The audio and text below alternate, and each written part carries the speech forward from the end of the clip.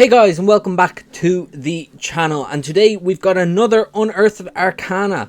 This is Draconic Options, and I honestly didn't see this coming. I didn't expect another Unearthed Arcana so soon after the Folk of the Feywild, even though I think that could be a month. Jesus, that was a quick month. Anyway, we're going to do what we did last time. I'm going to read through them, show you the different stuff that's in it, and just give my opinion on it, and maybe see if we can come up with some broken combinations. There is a lot in this one, so we've got a lot to get through, and we're going to get through it as quick as we can. So, Draconic races, Dragonborn races, and Player's Handbook, yada yada yada. Once again, the ability scores, they've done it again. You can either increase one of them by 2 and another by 1, or increase 3 by 1. There's no set ability scores. Once again, this is moving in the idea that that races aren't locked into different classes nearly, essentially. The creature type, every creature D&D including the one. Here's a list of them, blah blah blah. Okay, so let's get into it. The first one, Chromatic Dragonborn. Dragonborn with a chromatic ancestry claim the raw elemental power of the chromatic dragons. The vibrant colors of the chromatics, black, blue, green, red, and white, gleam in their scaled skin and in the deadly energy of their breath weapons. Theirs is the raw elemental fury of the volcano of biting Arctic winds and raging lightning storms. There's also is the subtle whisper of swamp and forest, corrosive and toxic. Okay, so what do they have? You're humanoid, you're medium, 30 feet. Nothing different there from the base Dragonborn. So far, you trace your ancestry to a chromatic dragon, choose a different type. So far, the exact same. They changed the damage. When you take the attack action, you can replace one of your attacks with an exhalation. I can't pronounce that word. Exhalation. Sure, that's where we're going with it. Of magical energy in a 30-foot line that is 5 feet wide. Each creature in the area must make a dexterity saving throw against a DC 8. Yeah, con, that's the exact same. Creature takes 2d8. And it increases. Okay, so they moved it from d6s to d8s. You get resistance. And chromatic warding, this is the new thing. Starting at 3rd level, as an action, you channel your draconic energies to protect yourself. For 10 minutes, you become immune to the damage type. Once you use this, you have to wait until you finish long rest. Okay, so that changes Dragonborns drastically. Let's go through the changes. So, the breath weapon is different because in the base Dragonborn, some of the breath weapons are lines, some of them are cones, but they all do 2d6 damage and scale up as you level up. But as you can see here, it's 2d8, so the extra die up is way better so far. And how many times a day can you do this? You can just try equal to your proficiency bonus. Okay, so that works out a little bit better. Also gets rid of the whole idea. I personally DM typically the breath weapon on a recharge because I feel like it rarely even then do the players get it, and it works. It so far has worked out fine, hasn't been broken for me. But I like these changes, I like them a lot. So Chromatic Dragonborn so far are awesome. This is amazing though, the chromatic warding. Just get immune. Like, I mean, what's your ancient dragon gonna do then? When you've got your chromatic red Dragonborn just standing there giving them the finger as you breathe their fire on them. You're gonna do nothing. Alright, let's move on to the other end of the Dragonborn spectrum, the Metallic Dragonborn. Dragonborn with the metallic ancestry lay claim to the unflinching tenacity of the metallic dragons, brass, bronze, copper, gold and silver, whose hues glint in their scales. Theirs is the fire of the hearth and forge, the cold of high mountain air, the spark of inspiration, and the scorching touch of acid that cleanses and purifies. Okay, so the exact same stuff here, more or less. Not much different in this base here. Humanoid, medium, 30 feet, and you choose ancestry. The breath weapon, the exact same increases, no difference there. You get the resistance as well, so far the same. So this is the part that's different. So the chromatics get this chromatic warding, which gives them immunity to the damage type, but the metallics get the metallic breath weapon. A 3rd level, again, the 2nd breath weapon. When you take your attack action, you can replace one of your attacks with an exhalation of magical gas in a 15-foot cone. The save DC for this breath is the exact same. When you use this ability, each creature in the area must succeed in a strength saving throw or be knocked prone. Each creature in the cluster must saving throw or become incapacitated until... Whoa! I should say one thing. I noticed I kind of skipped over it there. They get to do this in replace of an attack. So if you have your fighter, right, you're a Dragonborn fighter or Dragonborn Barbarian, whatever, at 5th level, you can breath weapon and then attack.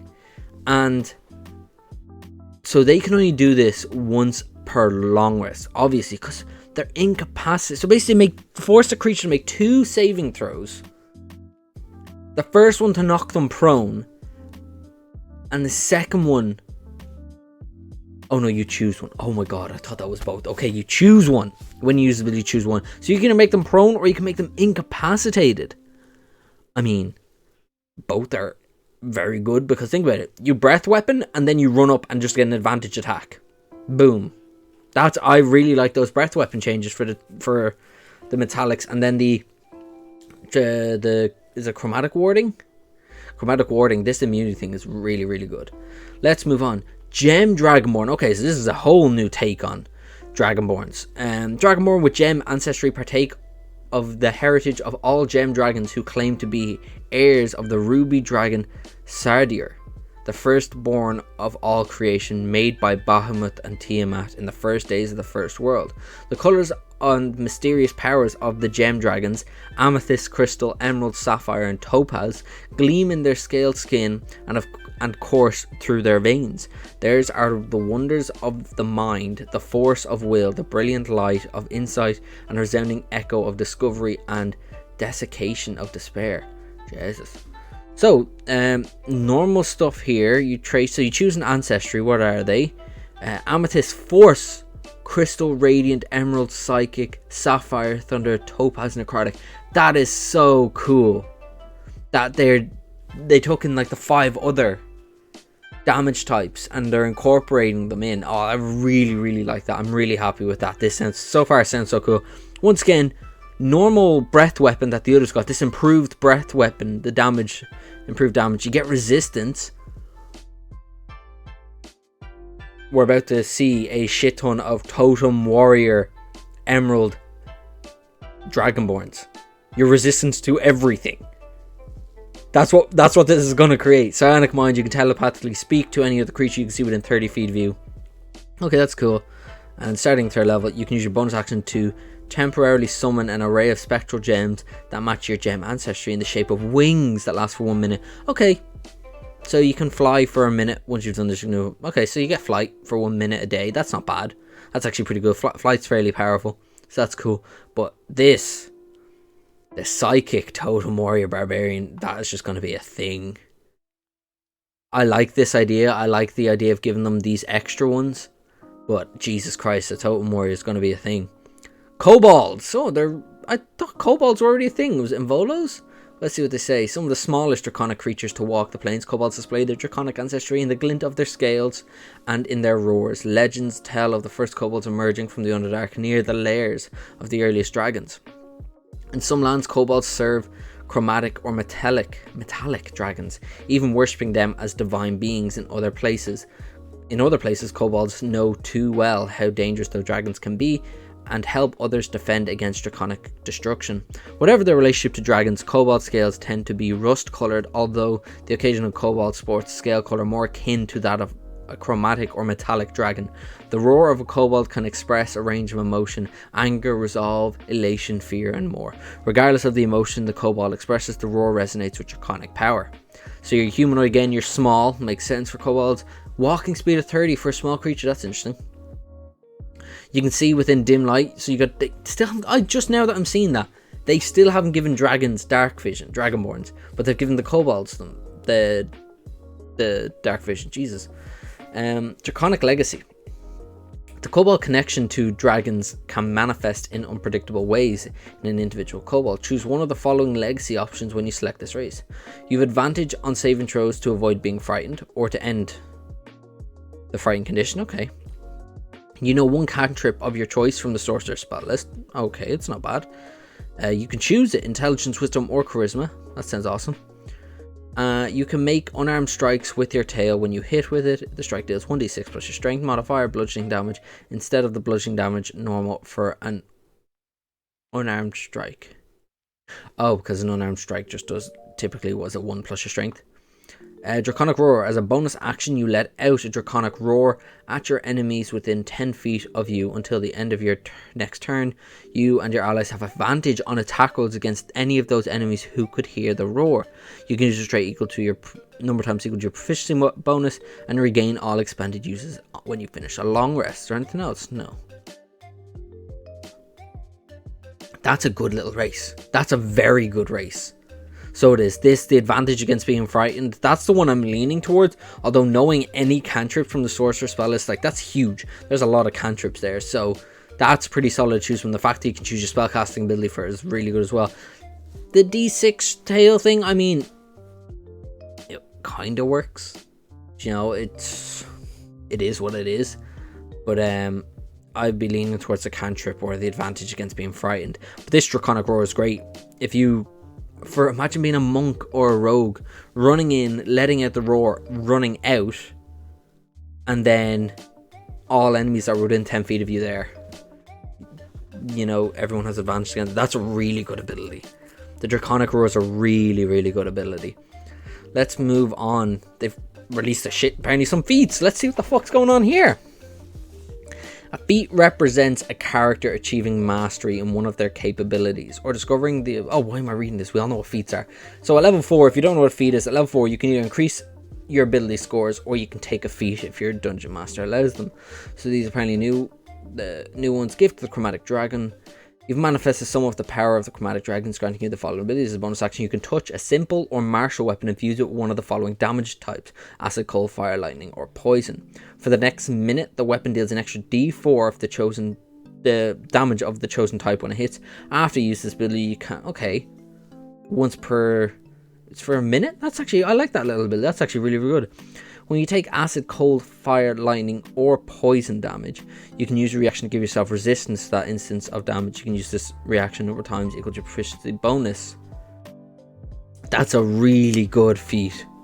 I really like that feat, because that's just like... Is it Absorb Elements? Or something like that? I know there is a feat, a spell that's a reactionary thing that you become resistance to it or something like that. If I remember correctly, I can't quite remember what it's called. But that's a really good feat. Really, really good feat. Gift of Metallics, let's see what they offer up. You've manifested some of the power of a metallic dragon, granting you the following abilities. You learn Cure Wounds. You can cast a spell with expelling a spell slot. Once you cast this way, you can't do so until you finish a long rest. You can also cast a spell using spell slots you have. The spellcasting, you just choose your spellcasting ability. You can manifest protective wings that can shield you or others from attacks. When you or another creature you see within 5 feet of you is hit by an attack roll, you can use the reaction to manifest spectral wings from your back for a moment. Roll a d4 and grant a bonus that targets AC equal to the number rolled against the attack roll, potentially causing it to miss. You can use reaction number times equal to proficiency bonus. Holy shit. Those two feats so far are unbelievable. I'll get onto the third one in a sec, but so this one is extra damage. So you kind of get the feeling the chromatics are all about being resistant to the elements or dealing damage of them. That's the way they're really pushing this. Metallics seem to go beyond that and kind of be more of a protective type of thing, which is always kind of the way it being. The chromatic dragons have always been kind of evil, and the metallics have always kind of protected humanoid creatures, the smaller beings. So this actually kind of is very fitting. Cure Wounds though, that is insane. And then the protective wings, like that's essentially almost a free shield equal to your proficiency bonus. It's like, I know it could only be an extra one, but like still, they're very, very good. Okay, let's see what the Gift of the Gem Dragon give you. Okay, you get an ability increase, which is amazing, always. When you take damage from a creature that is within 10 feet of you, you can use your energy. You can use your reaction to emanate telekinetic energy. The creature that dealt damage to you must succeed in a strength saving throw, which equals 8 plus your proficiency plus the ability modifier of the score increased by this feat. Okay, so if you choose which one it is. Or take 2d8 force damage and be pushed 10 feet away. You can use this reaction a number of times. Okay, so that's really cool. But it's when you take damage. It's honestly, the saving grace is the 2d8 force damage. It's kind of like almost a free Hellish Rebuke, a lesser Hellish Rebuke. So that's pretty solid as well. I mean, the ability increase is the only thing that makes it alluring. on top of the other, because the other two, the abilities they give you are just insane in my opinion. But the ability increase there is like, they're solid feats. They are very, very good feats, so they are. And the fact you don't have to be a Dragonborn to take them, or a Cobalt, you can just be anyone, is insane. Like, that's absolutely insane. Oh, cool! A shit ton of spells. How many spells do we get? 1, 2, 3, 4, 5, 6, 7 spells. No rituals. 5 of them are concentration. Alright, let's go through them. So the 7th level spell, Draconic Transformation, is a bonus action, and you need a statue of a dragon worth at least 500 gold, concentration up to a minute. With a roar, you draw on the magic of dragons to transform yourself, taking on various draconic features. You gain the following benefits until the spell ends. You've blind sighted to 30 feet, and you can effectively see anything that isn't behind total cover, even if you're blinded or in darkness. Moreover, you can see an invisible creature unless the creature successfully hides from you. You get wings to give you 40 feet movement, and when you cast this spell as a bonus action on subsequent turns for the duration, you can exhale a breath of shimmering energy in a 30-foot cone. Each creature in the area must make a dex save, taking 3d8 force damage on a failed save, or half as much. That's a pretty solid spell. 7th level, so it's kind of high, but I mean, you get blind sight, flying speed, and a breath weapon. So, and it's only a bonus action. The breath weapon's a bonus action, so it's essentially free. I like that spell. That's a cool spell. Fizbands Platinum Shield. It's a cast number 1 action, range 60 feet. A platinum plated dragon scale worth at least 500 gold. These price tags, man, they're expensive. A platinum plated dragon scale. What, a scale? What, you need a scale from Bahamut then? You create a field of silvery light that surrounds a creature of your choice within range. You can choose yourself. The field sheds dim light out to 5 feet, and as a bonus action on subsequent turns, you can move the field to another creature within 60 feet. The creature protected by the field against vulnerability. Creature's half cover, so that's essentially a +2 to AC. I think you get a +2 to your dex saves as well. Creature's resistant to all the damages. If the creature is subjected to an effect that allows it to make a dexterity saving throw to take only half damage, the creature instead takes no damage if it succeeds on the saving throw, and only half if it fails. Oh, it's 6th level. I was about to say, I like that one. That's really great, especially for those of us who like to be a bit more supportive casters. That's an amazing spell. That's a really, really good spell. Did I just miss this 5th level spell? I must be further down. Flamestride. 1 bonus, casting times a bonus action, range self, concentration up to a minute. The billowing of flames of a dragon cover your feet, granting you explosive speed. For the duration, your speed increases by 20 feet, and moving doesn't provoke opportunity attacks. When you move within 5 feet of a creature or object that isn't being worn or carried, it takes 1d6 fire damage from your trail, and a creature or object can take this damage only once during a turn. Probably increases... oh, it's not a damage increase, is it? When you cast a spell using a spell slot of 4th level or higher, increase your speed by 5 feet for each spell slot above 3rd. Additionally, the spell deals an additional 1d6 fire damage for each slot a level above 3rd. That's a cool spell. Imagine that on a barbarian, just running rampage around. Is there any upcast? No, there's no way to upcast this. A barbarian running rampage around the battlefield, that is just insane. Fire everywhere. Love it. Icing Death's Frost, casting time 1 action, range the 15-foot cone.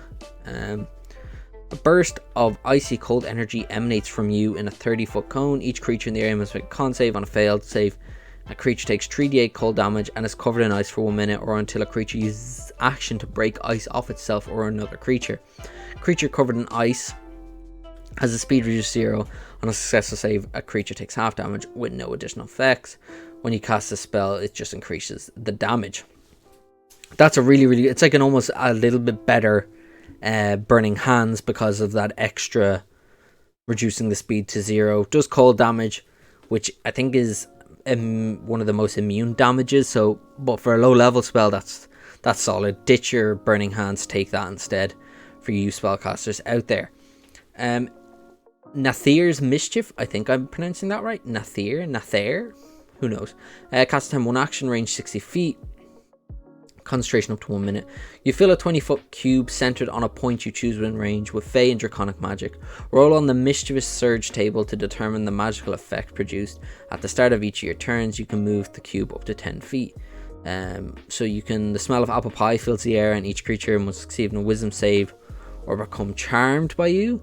Bouquets of flowers. Summon, make a dex save or be blinded until the start of your next turn. Each creature must make a wisdom saving throw or begin giggling, and the creature is incapacitated. Whoa, that's good. Drop some molasses appear and hover in the cube, turning into difficult terrain until the start of your next turn. Man, if you're doing that, you want everything but that 4. I feel the 4 is just way worse. The charmed is good, blind is so good, and the incapacitate is so good. Uses all its movement to move in a random direction like that. Those 3 are really good. I feel the 4th one's a bit weak, but it's a random roll, so you don't know how it's gonna go. That is just like, in my opinion, has like Wild Magic Sorcerer written all over it. You know, that is the spell a Wild Magic Sorcerer is just gonna take. Raoul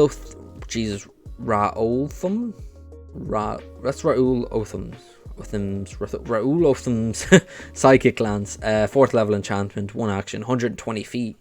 You unleash a shimmering lance of psychic power from your forehead at a creature you can see within range. Alternatively, you can utter the creature's name. If the named target is within range, it gains no benefit from cover or invisibility as the lance homes in on it. If the named target isn't within range, the lance dissipates and the spell slot is not expended. Huh. The target must succeed on intelligence saving throw or take 10d6 psychic damage and be incapacitated until the start of your next turn. They're all about incapacitating people in this fucking Unearthed Arcana. That's an amazing spell though. The fact that if the target is out of range, the spell slot's not expended is insane. That is so good. An extra d6 for each spell slot higher than 4. Summon Draconic Spirit. I would assume. Yeah, okay, so this is more or less exactly how I imagined it would be.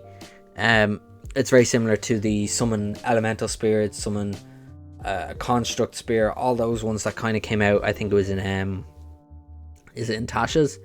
It's a large, yeah, more or less. I don't think much of the stats are different. They get resistance based on which one you choose. An art object from a dragon's hoard worth at least 500 gold. I mean, that's just something you'd have to try find. But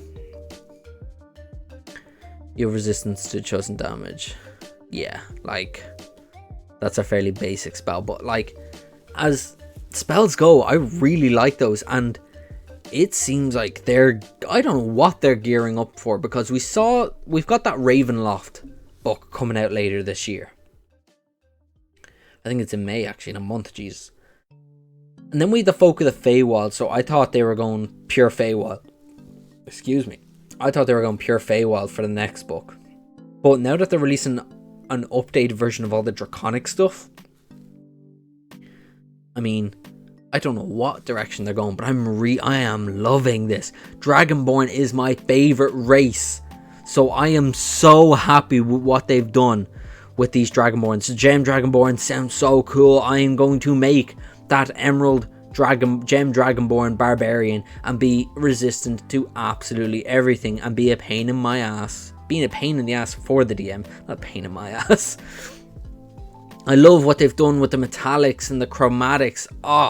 It's all so good. The Cobalts are so cool. I love that Draconic Roar. The feats are amazing. So they are. The feats are so good. And then all these new spells. Who doesn't love new spells? They're all so amazing. Like, straight off the bat, I'm just literally witnessing very powerful frontline characters with all these things. Draconic Roar, that's a rogue or a monk. Get in, do that, get out. All the Gem Dragonborn, the psychic thing, it's barbarian written all over it. You know, you get flight as well. A flying barbarian at 3rd level who's resistant to psychic damage. Don't know what you're going to throw at it then. The metallics, so good. Once again, you're talking just powerful frontline characters here. But the breath weapon, you know, they could be anything. I love what they've done. I'm very happy with this.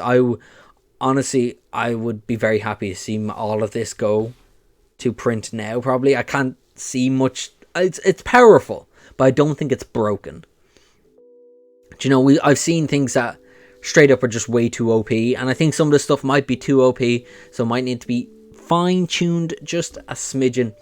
But I'm fairly happy with all of it and how it all turned out, if I'm to be totally honest with you all. But guys, the one thing I'm mostly interested in is what you think. What you who watched this video, what you think of this Unearthed Arcana. What broken combinations can you think of outside of that Totem Barbarian Gem Dragonborn resistance to all damage? What other broken combos can you think of? What are some fun ways you can use those feats? Some fun ways you can use those new spells? Guys, I want you to say it all down in the comment section below. And guys, if you're interested in hearing any of my opinions outside of these videos, I stream over on twitch.tv/ConManRed every Tuesday, Thursday and Sunday from 7:30 PM UTC. That's Dublin time or London time, whatever you want to call it. But yes, I stream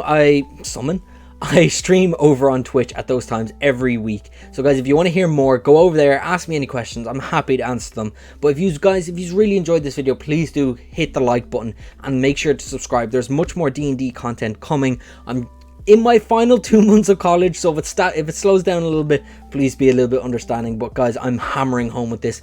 I'm looking at setting up a Dungeons & Dragons stream in the next 6 months. But guys, let me know what you think of this Unearthed Arcana in the comment section below. Give the video a like, hit that subscribe button. Guys, I hope your D&D games are filled with magic, and I'll see you all in the next video.